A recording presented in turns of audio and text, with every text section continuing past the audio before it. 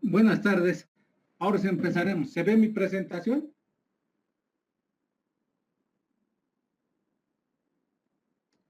Hola.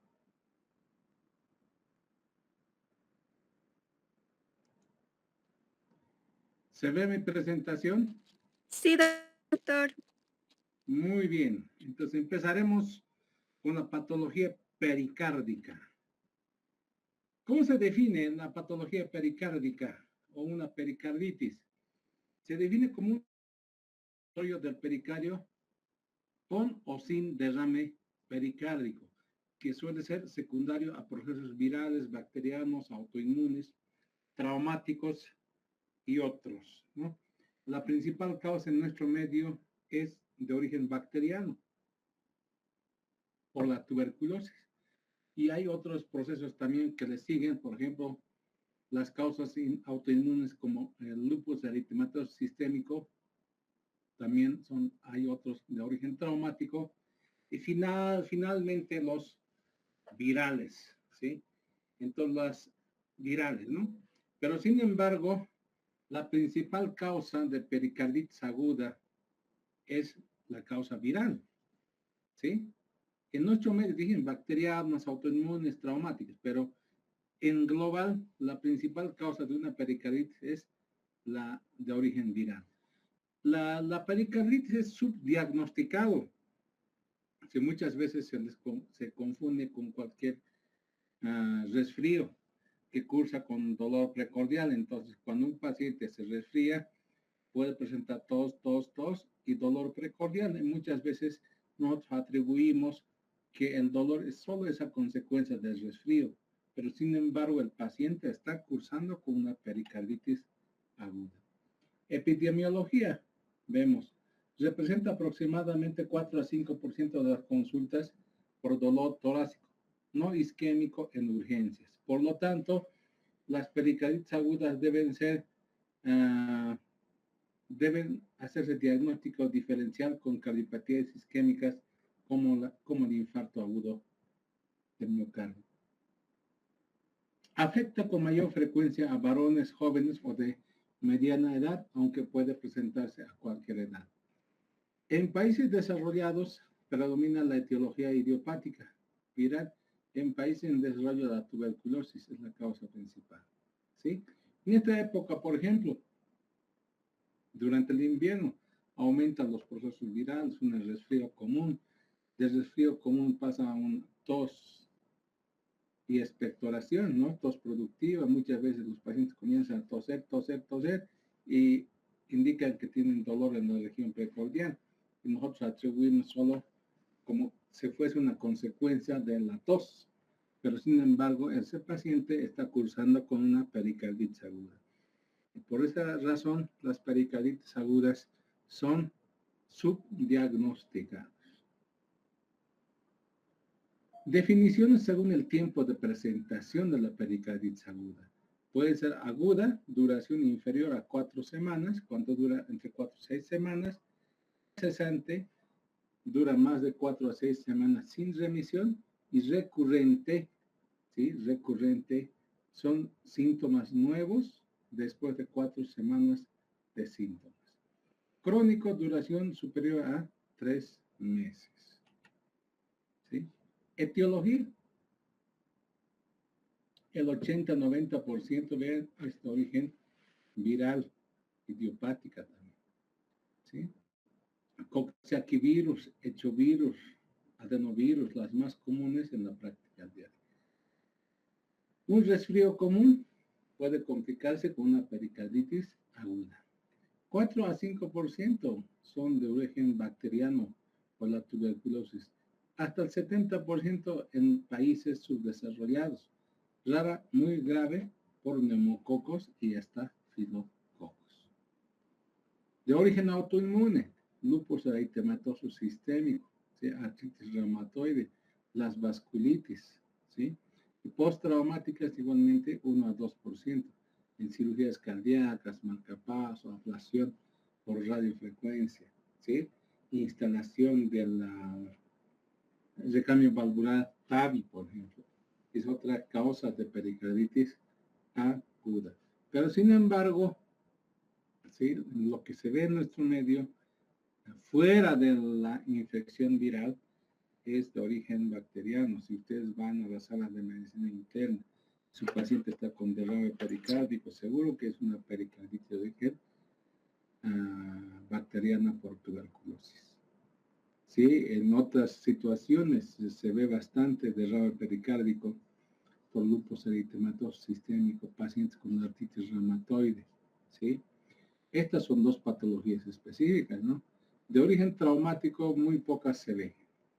¿Ya? Hasta el momento yo en 15 o 18, 20 años que estoy ejerciendo en cirugía, nunca vi un derrame pericárdico, una pericarditis aguda a consecuencia de un trauma del mediastino, ¿no? Del mediastino post accidente de tránsito, por ejemplo. Seguro en pacientes donde hacen cirugías cardíacas, ya en el obrero, en el tórax, debe existir como complicación postquirúrgica, ¿sí? Ahora, marcapasos, igual, muy poco frecuente, ¿no? Marcapasos, pues no se coloca en forma endocavitaria, ¿sí? Endocavitaria, en la cavidad del corazón, no epicárdico, a menos que coloques un marcapaso epicárdico, ¿sí? Pero muy pocas veces se coloca eso. Pero sin embargo, la principal causa de pericarditis aguda es de origen viral. ¿Sí? Funciones del pericardio. ¿Cuáles son? Tiene una función mecánica contra traumatismos torácicos y extensión excesiva del corazón, fijación en el mediastino, fija el corazón en el mediastino. Ustedes saben que el mediastino está limitado por delante por el esternón, en la parte posterior por la columna vertebral, y en las partes laterales, derecha e izquierda, por la pleura del pulmón, visceral del pulmón. Lubricación mediante líquido pericárdico que se halla entre 20 y 50 ml en la cavidad, reduce la fricción entre las capas serosa y entre la capa serosa y visceral del pericardio durante la sístole y la diástole. Limitación fisiológica a la distensión cardíaca, mantiene una presión de llenado ventricular óptima. También actúa como barrera inmunológica, aísla al miocardio de infecciones mediastínicas, estructuras adyacentes como el pulmón y la pleura.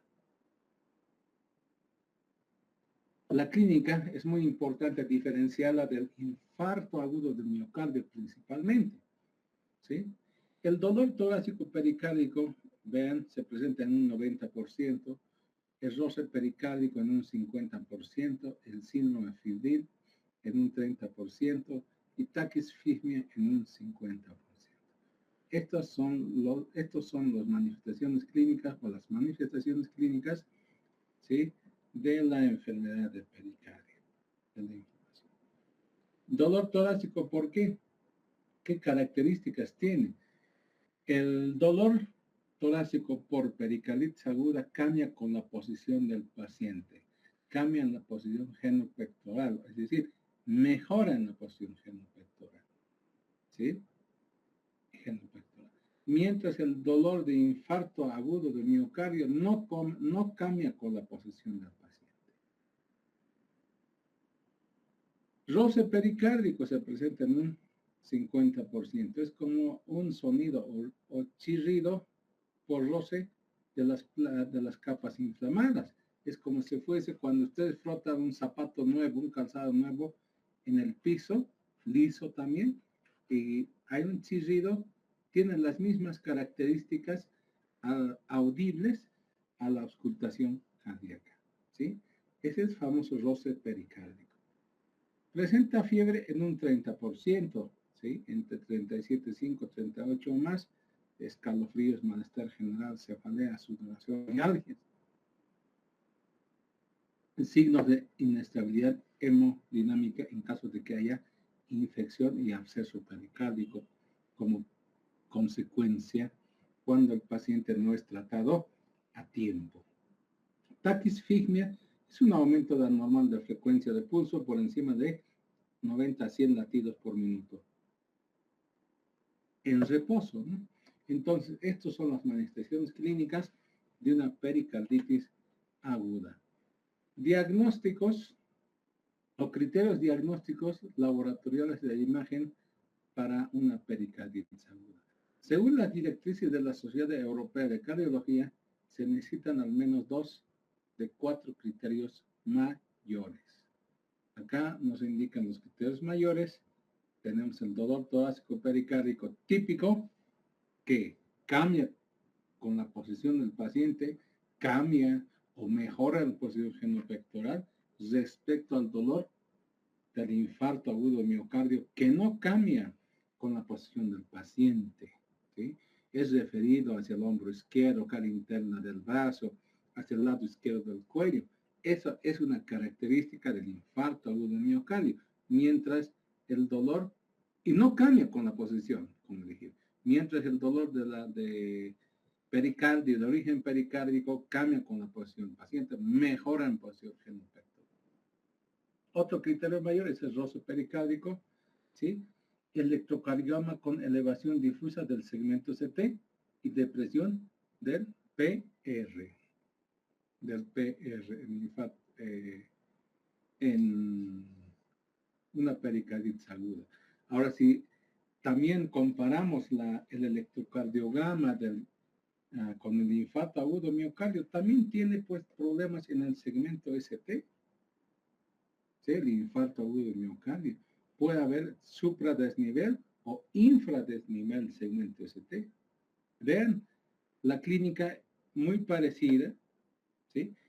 Electrocardiográficamente también se parecen porque el infarto agudo miocardio tiene su manifestación electrocardiográfica en el segmento ST. Puede ser supradesnivel o infradesnivel del segmento ST, ¿sí? Acá otra característica de pericarditis aguda es la depresión PR, del intervalo PR, ¿sí? Y a su vez puede cursar con un derrame pericárdico de novo o en progresión, ¿sí? Los que tienen grandes derrames pericárdicos son los que están cursando con patologías como tuberculosis pericárdica, tenemos lupus eritematoso sistémico, neoplasias que infiltran el pericardio. Ellos cursan con gran derrame pericárdico, ¿sí? Que pueden llegar hasta taponamiento cardíaco. Pero sin embargo, pacientes que están cursando con una pericarditis aguda de origen viral, no cursan, no se complican con grandes derrames pericárdicos. Es muy poco probable que cursan con un taponamiento cardíaco, los de origen viral, mientras los de origen bacteriano por tuberculosis o de origen autoinmune, por ejemplo, por lupus eritematoso sistémico, pacientes con artritis reumatoide, pacientes que tienen neoplasias metastizados a pericardio, ellos sí pueden cursar con grandes derrames pericárdicos y por lo tanto complicarse con un taponamiento cardíaco. Hallazgos que apoyan a los criterios mayores: proteína C reactiva, velocidad de eritrosedimentación, leucocitos elevados, troponina elevada si existe miocarditis. Vean, se puede confundir con un infarto agudo de miocardio. En el infarto también están elevadas las troponinas T. ¿Ve? Acá también puede estar elevado si existe compromiso elevado si existe alguna miopericarditis. Hay compromiso también del miocardio. Ecocardiograma como estudio inicial en todos los pacientes con sospecha de pericarditis. Tomografía, resonancia magnética para inflamación, engrosamiento y diagnóstico incierto. Entonces, el estudio gold estándar para diagnosticar una pericarditis, aparte del diagnóstico clínico, para complementar nuestro diagnóstico clínico, es una ecocardiografía. Diagnósticos diferenciales, como dijimos, de una pericarditis aguda, infarto agudo de miocardio, tromboembolia pulmonar, disección aórtica, en casos de aneurismas de aorta. Disección pericárdica, dolor lacerante, asimetría de pulsos, mediastino ancho y necesidad de imagen urgente. ¿Sí? Vean, es un dolor lacerante, se manifiesta con asimetría de pulsos. TEP, disnea súbita, taquicardia, hipoxia, electrocardiograma en específico y angiotac es el estudio para diagnóstico. ¿Sí?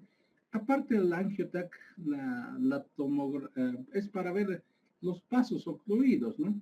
En la arteria pulmonar, pero la tromboembolia pulmonar, el estudio ideal es el estudio de ventilación perfusión en el diagnóstico de tromboembolia pulmonar. Ahora, si nosotros queremos saber qué segmentos pulmonares están comprometidos o qué lóbulos pulmonares están comprometidos, hay que solicitar a angiotac pulmonar. ¿Sí?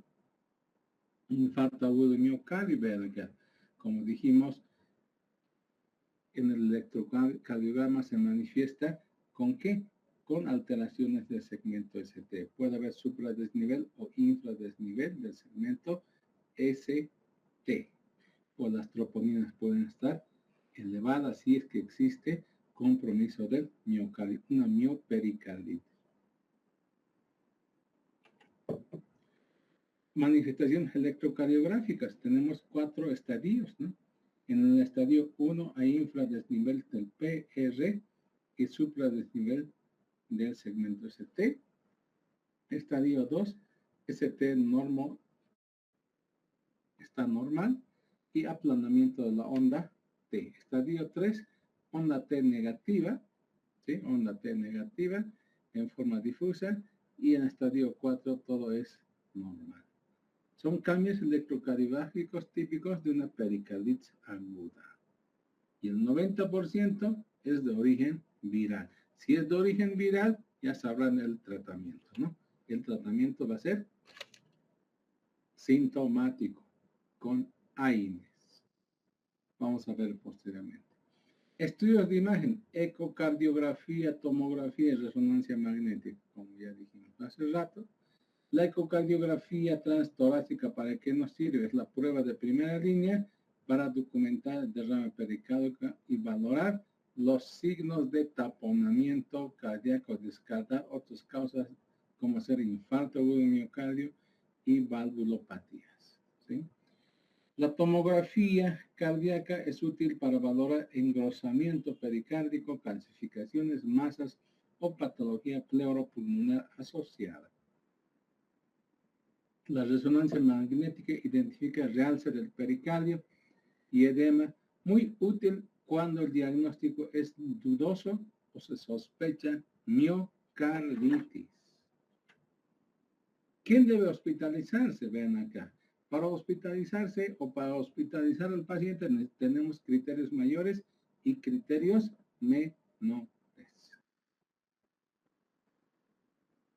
Fiebre mayor a 38 grados, criterios mayores, inicio subagudo, derrame pericárdico grande, taponamiento cardíaco, falta de respuesta a AINES o aspirina después de 3 días de tratamiento. Esos son los criterios mayores. Los criterios menores, miopericarditis, inmunosupresión, traumatismos, anticoagulación oral, sospecha etiológica específica relevante. Conducta, manejo ambulatorio si no hay factores de riesgo, ingreso si existe al menos un factor mayor o menor clínicamente significativo. Entonces, estos son los criterios para hospitalizar a un paciente. Tratamiento inicial, primera línea terapéutica con AINES y aspirina, ¿sí? 1 a 2 semanas con descenso progresivo y gastroprotección con omeprazol. Vean, durante 1 a 6 a 2 semanas se debe hacer tratamiento con AINES y aspirina. Es asociada a colchicina, ¿sí? Asociada a colchicina y el paciente tiene que estar en reposo. Esto es el tratamiento de primera línea. Cuando se les pregunte, El tratamiento es con AINES, más colchicina, más reposo del paciente. Cuando no basta el esquema estándar, es decir, AINES, colchicina y reposo, se pasa a la segunda línea de tratamiento. En la segunda línea de tratamiento se administra corticoides, ¿sí? Corticoides, ¿sí? Pero sin embargo hay que tener cuidado con corticoides. ¿Por qué? Porque favorecen la recurrencia. No son de primera línea porque favorecen la recurrencia. Se reserva para contraindicaciones o fracaso del tratamiento con AINE, colchicina y reposo. O etiología específica como autoinmunidad o uremia, tras excluir una infección. La enfermedad es refractaria, una pericarditis refractaria. ¿Cómo se trata? Con interleucinas. Complicaciones. ¿Qué vigilar en la evolución? Derrame pericárdico, taponamiento cardíaco, recurrencia, ¿sí? Si el paciente consumió en forma adecuada AINES, colchicina, reposo, oxigenoterapia obviamente, y adecuada hidratación del paciente, pero sin embargo hay centros donde pueden administrar de corticoides. Los corticoides sabemos o indicamos que favorecen la recurrencia. Más frecuente cuando no se usa colchicina o se emplea corticoides temprano. Por lo tanto, si ustedes ven un paciente con dolor pericárdico y diagnostican en forma temprana pericarditis aguda, denle AINES, colchicina, ¿sí? Pero no indiquen corticoides. ¿Por qué? Porque puede favorecer la recurrencia de la pericarditis. Otra cosa que debemos vigilar como complicación de la pericarditis aguda es la pericarditis constrictiva. Constricción rara e idiopática viral, mayor riesgo en tuberculosis y purulenta o en neoplasia. Vean, es más frecuente las pericarditis constrictivas en tuberculosis o neoplasias, más rara en aquello que es de origen viral. ¿Sí? Importancia en nuestro contexto. Cuando se sospecha de una pericarditis tuberculosa, cuando hay derrame grande o curso subagudo, inmunosupresión o exposición epidemiológica, mala respuesta al esquema empírico habitual, signos de constricción o recurrencia. ¿Por qué importa? Puede debutar con taponamiento cardíaco, aumento del riesgo de constricción, requiere tratamiento etiológico específico, el análisis de líquido y biopsia pueden ser necesarios. Mensaje clínico. En Latinoamérica y regiones endémicas, un derrame importante a nivel del pericardio no debe etiquetarse de idiopático o de origen viral, sin valorar la tuberculosis, pese a que la de origen viral es la causa más frecuente, pero sin embargo no cursa con grandes derrames pericárdicos. Nosotros vemos en una ecocardiografía grandes derrames pericárdicos, más de 200 ml, 300, 400, 500, 1000 ml, 1500 ml, probablemente estemos frente a una tuberculosis pericárdica. Y también tienes que observar la fase del paciente, la fase tísica, ¿vale? O también puede ser una neoplasia infiltrada a pericardio. Por eso tenemos que examinar al paciente. Debemos hacer una buena historia clínica, un buen examen físico y siempre llegaremos a un adecuado diagnóstico. Enfoque práctico en urgencias. Sospecha clínica. Excluir patologías letales como ser infarto agudo miocardio, tromboembolia pulmonar, disección aórtica y neumotórax. Atención, confirmar y aplicar los criterios mayores y menores, medir proteína C reactiva y troponinas. Finalmente, realizar una ecocardiografía. Decidir manejo. ambulatorio si es de riesgo bajo, y ingresamos o internamos al paciente si existe un factor de alarma. Tratamiento inmediato, hay más aspirina, colchicina y reposo. Reevaluación clínica y de PCR a la semana. Y búsqueda etiológica dirigida cuando hay factores de alto riesgo. ¿Qué es el taponamiento cardíaco? Es otra complicación de una pericarditis. ¿Cómo se define el taponamiento cardíaco? Se define como colapso de cavidades derechas secundario al incremento de presión en el espacio pericárdico. Puede ser secundario a aumento de líquido en el espacio pericárdico, es decir, derrame pleural o derrame pericárdico. Puede ser secundario a neumopericardio, a hemopericardio. ¿Cuánta cantidad de líquido uno necesita para que exista taponamiento cardíaco? Más de 200 ml. Pero sin embargo, en situaciones agudas, menos líquidos menores a 200 ml pueden causar taponamiento. Pero en situaciones crónicas, como ser tuberculosis, neoplasias, lupus eritematoso sistémico, artritis reumatoide, en estas situaciones requiere más de 200. Puede acumular 500, 600, 1000, hasta 1500 ml en el espacio pericárdico, recién producirse un taponamiento cardíaco. Características del pericardio normal, vean, hay que ver, es un saco fibroso, en su espacio existe alrededor de 15 a 50 ml de líquido pericárdico. Además, es relativamente inextensible, ¿sí? Causas frecuentes de taponamiento cardíaco. Las pericarditis agudas autoinmunes y las tuberculosis, neoplasias, ¿sí? De origen iatrogénico, por cateterismo cardíaco, colocación e instalación pericardio, en cirugías cardíacas, de origen traumático, contusión, por arma blanca, ¿sí? Por arma de fuego, grandes accidentes de tránsito de alta energía, con fracturas del esternón que causan hemopericardio, ¿sí? Enfermedades sistémicas, uremia, hipotiroidismo, enfermedades de tejido conectivo, complicaciones cardiovasculares, disección aórtica, rotura de pared libre, postinfarto. En nuestro medio considera con firmeza la tuberculosis como causa de derrame subagudo y crónico.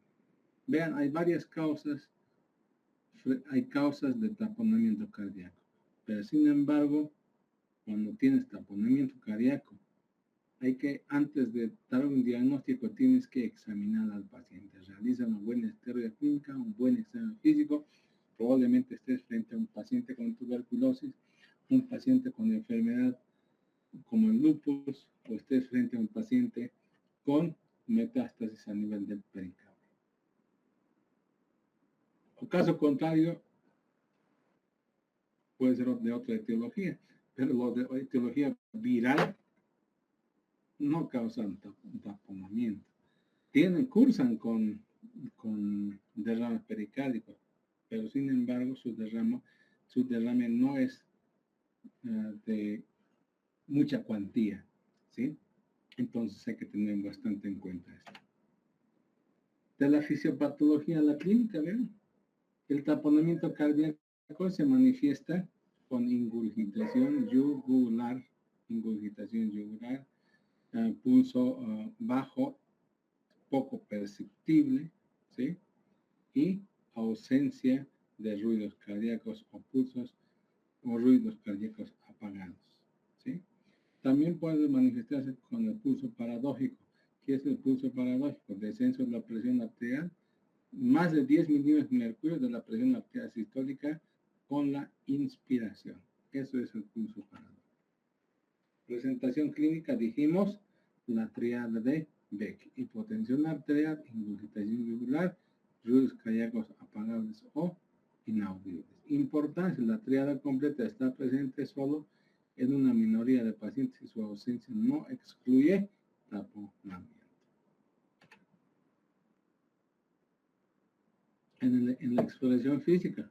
Pulso paradójico, dijimos que el pulso paradójico es el descenso de la presión arterial sistólica más de 10 milímetros de mercurio durante la inspiración. Es uno de los signos más útiles para decidir el drenaje del drenaje pericardio, ya sea hemopericardio, derrame pleural. ¿Sí? Es una manifestación clínica que nos guía hacia este tipo de procedimientos. Otra manifestación, ingurgitación yugular, taquipnea, taquicardia, ruidos cardíacos apagados, entaponamientos subagudos, hay edema periférico, hepatomegalia congestiva y ascitis. La presión arterial puede ser normal o incluso elevada en fases iniciales por compensación simpática. Pruebas complementarias iniciales. Frente a un taponamiento cardíaco siempre solicitaremos ecocardiografía. ¿Sí? Ecocardiografía. Acá tenemos el electrocardiograma, es un estudio básico que debemos solicitar. Pero sin embargo, la prueba gold estándar para valorar el volumen del líquido pericárdico, ¿sí? En la relación que existe de alteraciones que existen en los volúmenes intracavitarios dentro del corazón, solicitaremos una ecocardiografía. Radiografía de tórax también es importante. Vamos a ver mediastino ensanchado, ¿sí? Una silueta cardíaca agrandada en garrafa, en derrames de instauración lenta, ¿sí? La proteína C reactiva puede estar elevada también. Rol de ecocardiograma. Identificación del derrame pericárdico y su localización circunferencial o loculada. Detecta variaciones respiratorias exageradas de los flujos transmitrales y transtricuspídeos. Identificar colapso diastólico de aurículas derecha y ventrículo derecho, especialmente en inspiración. Guía en tiempo real para seleccionar el mejor acceso y reducir complicaciones de la punción. Reconocer plétora de la vena cava inferior con colapso inspiratorio menor a 50%. Entonces, todas estas cosas se tienen que buscar en un ecocardiograma. Diferencias entre taponamiento cardíaco y taponamiento cardíaco crónico. La aguda, instauración en menos de minutos y horas, basta como 100 a 200 ml para que haya taponamiento, mientras en procesos crónicos como neoplasias, tuberculosis, lupus eritematoso sistémico se instaura en varios días o semanas, hasta el paciente puede estar cursando ya varios años con problemas autoinmunes, neoplasias, pero sin embargo, ¿sí? El taponamiento crónico, además de esto, en el taponamiento crónico puede haber colecciones líquidas de 1000 a 1500 ml en espacio pericárdico. Manejo inicial en urgencias, evaluar, estabilizar el ABC, oxígeno suplementario, monitoreo continuo, acceso venoso amplio.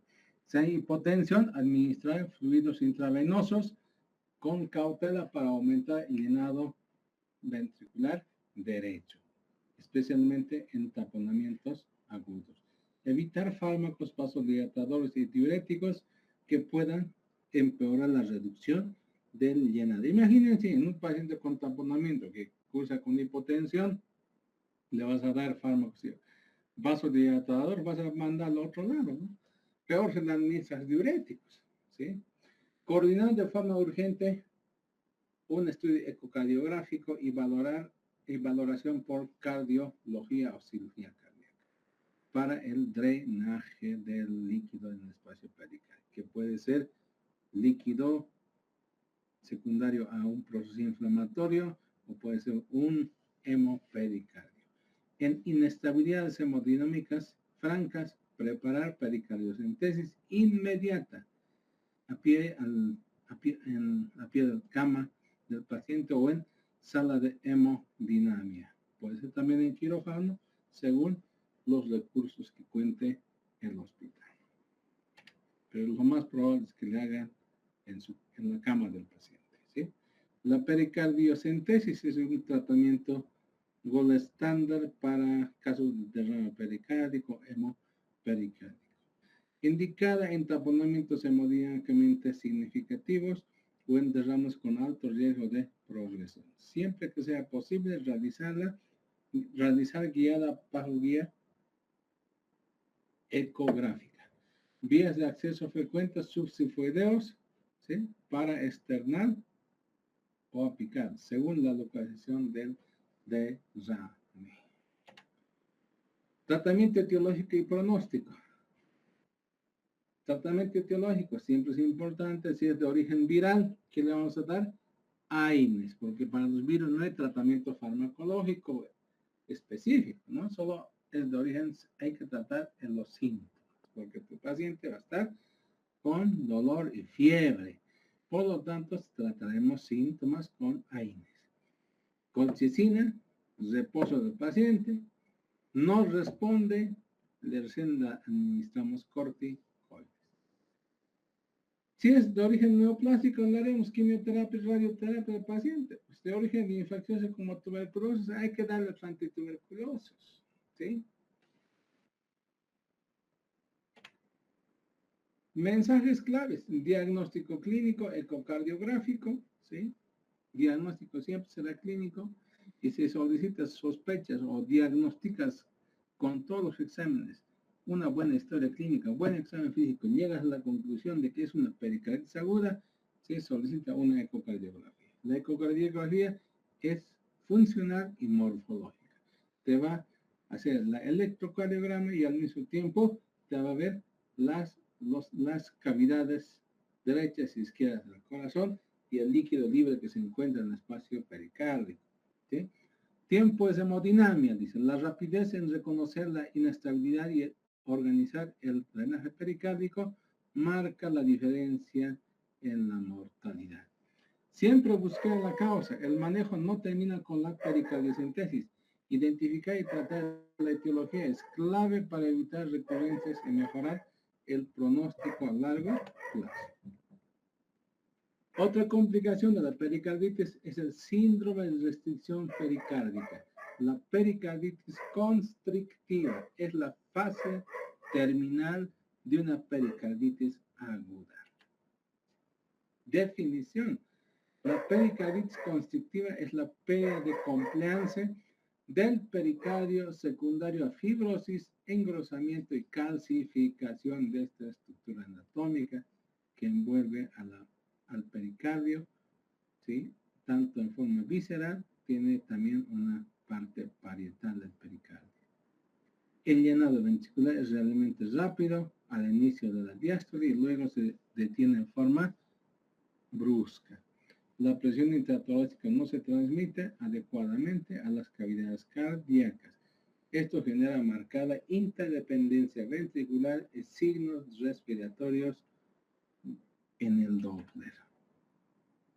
Secuencia fisiopatológica. Vean, empieza con una pericarditis aguda, un proceso inflamatorio, tuberculosis, cirugías previas, tubos eritematosos sistémicos. Y cuando se trata de estas enfermedades, se resuelve el problema y como consecuencia hay fibrosis, calcificación, ¿sí? Disociación de presiones, cambios respiratorios exagerados en flujos mitral y tricuspidio. Podemos ver cuando evaluamos estos parámetros. Congestión sistémica, predominio en falla derecha, con ascitis, hepatomegalia y edema.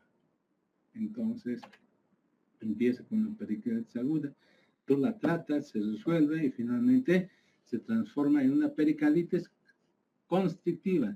Es la fase terminal de la pericarditis aguda. Se fibrosa el pericardio como respuesta a una resolución del proceso inflamatorio.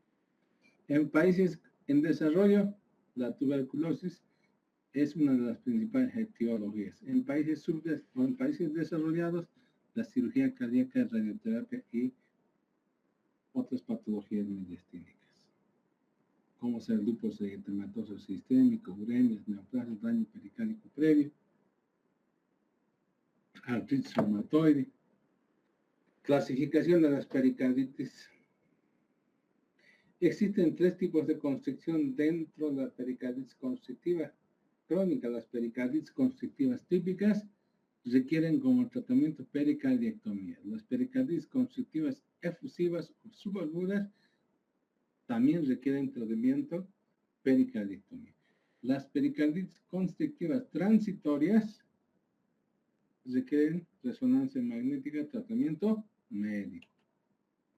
Presentación clínica, síntomas dominantes de una pericarditis constrictiva: disnea de esfuerzo, fatiga producida por bajo gasto cardíaco, edema periférico, incremento de peso, congestión venosa sistémica, distensión abdominal por ascitis, dolor por hepatomegalia congestiva, curso generalmente crónico, aunque existen formas subagudas y transitorias. Hallazgos al examen físico: ingurgitación yugular, signo de Kussmaul, en muchos casos shock o SNOC pericárdico temprano en cerca de la mitad de los pacientes, edema, ascitis, hepatomegalia y a veces caquexia de enfermedad crónica. Pulso paradójico puede existir, pero es más típico de un taponamiento. Ecocardiografía es el estudio inicial, como dijimos. En esta ecocardiografía, en una pericarditis constrictiva, vamos a observar las siguientes características, como ser la interdependencia ventricular, resultado en variaciones respiratorias exageradas de flujo Doppler. El flujo mitral disminuye 25% durante la inspiración, mientras que el flujo tricuspidio aumenta en un 40%. Disminuye el flujo mitral, aumenta el flujo tricuspidio. ¿Qué es lo que sucede? Inspira el paciente, a esto se llama, ¿no?, el tabique interventricular, se desvía hacia el lado contrario durante la inspiración, y durante la expiración, ¿qué pasa con el tabique interventricular? Se desvía de izquierda a derecha, ¿sí? De izquierda a derecha. A este fenómeno se llama interdependencia ventricular durante la inspiración y expiración. Esto contrasta con la miocardiopatía restrictiva, mostrando un patrón en espejo, ¿sí? Otro estudio, tomografía, resonancia magnética y finalmente el cateterismo cardíaco. Tomografía detecta mejor las calcificaciones pericárdicas y ayuda a planificar la cirugía. La resonancia magnética, ¿sí?, diferencia engrosamiento, inflamación del pericardio, dilatación de la vena cava inferior y apariencia tubular o aplanada de los ventrículos y fibrosis miocárdicas asociadas. Sin embargo, en comparación con la tomografía, la resonancia magnética es menos sensible para detectar calcificaciones. Discrimina entre pericarditis constrictiva y miocardiopatía restrictiva. Entonces, si tú quieres ver esta diferencia entre pericarditis constrictiva o se trata de una pericarditis restrictiva, solicita resonancia magnética. El cateterismo cardíaco es diagnóstico y terapéutico. En este caso, nos sirve solo como diagnóstico.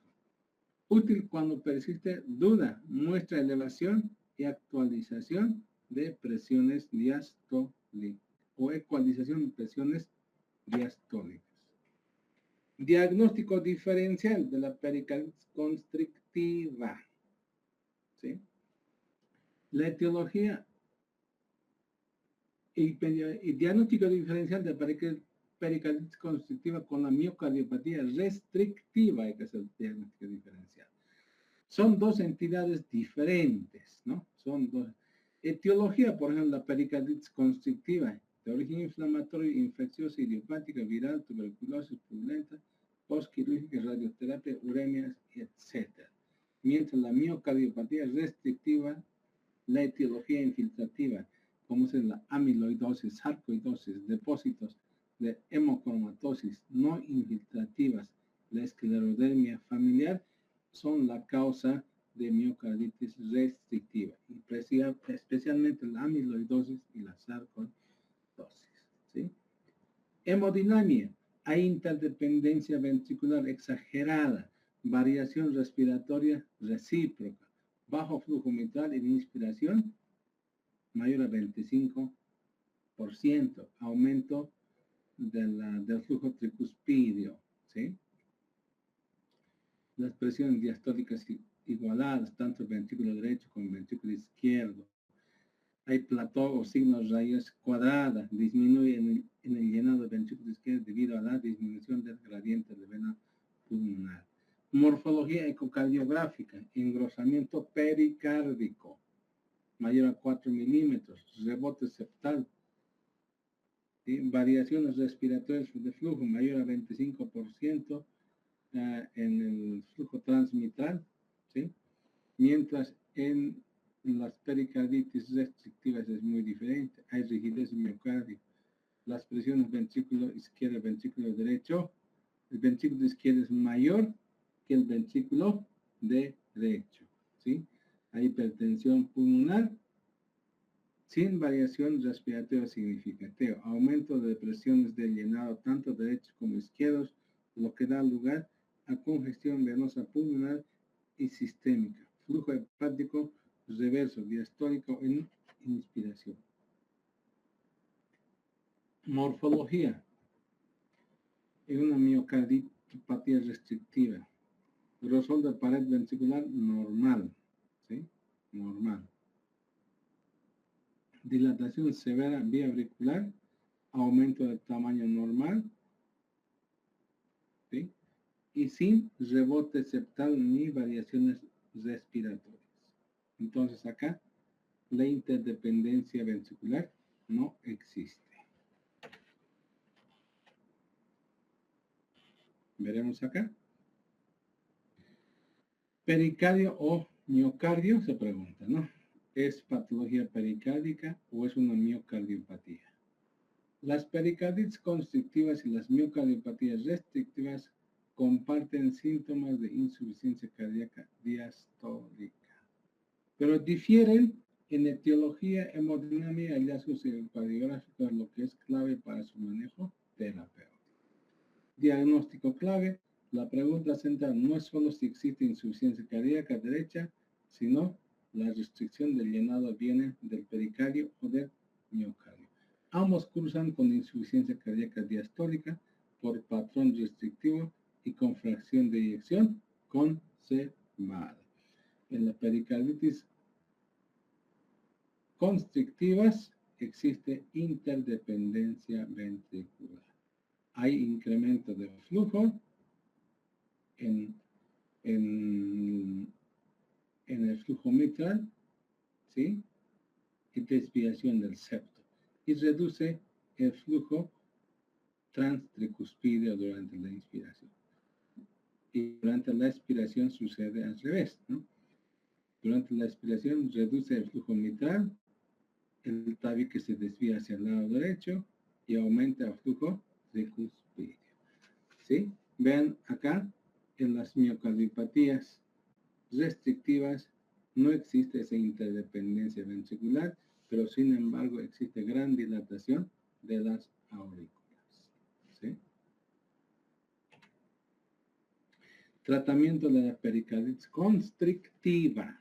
El tratamiento es médico, diuréticos para congestión, antiinflamatorios y seguimiento estrecho cuando se sospecha de constricción transitoria. La pericardiectomía es el tratamiento quirúrgico, es el único tratamiento definitivo en la forma crónica, debe resecarse la mayor cantidad de pleura, de pericardio. Selección, cuándo hacerla o no hacerla. La decisión depende del diagnóstico de la gravedad clínica, reversibilidad inflamatoria y comorbilidades. Entonces, el tratamiento, hay un tratamiento médico y el tratamiento quirúrgico, pericardiectomía. Puntos claves en la pericarditis constrictiva, la clínica, estudio de imagen y hacer la clasificación, finalmente hacer diagnóstico diferencial con una miocardiopatía restrictiva. Es una causa potencialmente tratable de insuficiencia cardíaca diastólica con fracción de eyección conservado, tanto la pericarditis constrictiva como la miocardiopatía restrictiva. Muchas gracias, doctores. Hasta luego.